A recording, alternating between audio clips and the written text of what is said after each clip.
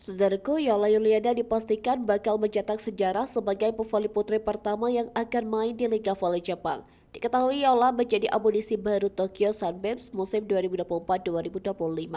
Nantinya Yola bersama Tokyo Sunbeams akan berkompetisi di Japan V-League Division 2 alias Liga Voli Jepang kasta kedua. Adapun saat ini Yola juga telah tiba di Jepang. Yola telah diperkenalkan sebagai pemain baru klub voli Jepang Tokyo Sunbeams pada Selasa 3 September 2024 malam. Dengan bangga kami mengumumkan bahwa kami telah menandatangani kontrak profesional dengan mantan pemain tim nasional Indonesia Yola Yuliana, tulis Tokyo Sunbeams melalui laman resminya. Bergabung dengan Tokyo Sunbeams, Yola siap mencetak sejarah sebagai pemain voli putri pertama yang akan main di Liga Voli Jepang.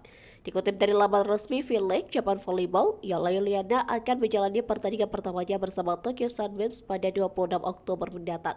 Yola Yuliana CS dijadwalkan melakoni laga tandang melawan Shinshu Brilliant Areas di UD City Nature Park General Gymnasium pada pukul 12 WIB.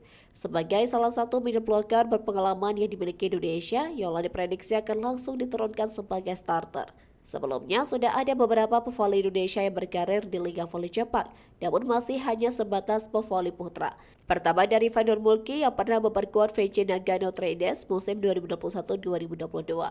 VC Nagano Trades merupakan tim yang berkompetisi di kasta tertinggi voli Jepang. Kala itu Rifan mencatatkan namanya sebagai pevoli Indonesia pertama yang debut di Liga Voli Jepang.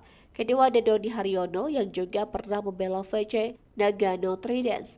Jika Rifan membela VC Nagano Trades musim 2001-2022, Doni Haryono datang pada musim 2022-2023. Kini langkah Rifan dan Doni diikuti oleh Yola. Untuk pertama kalinya ada pevoli putri Indonesia yang unjuk aksi di Liga Voli Jepang meski hanya di level kasta kedua.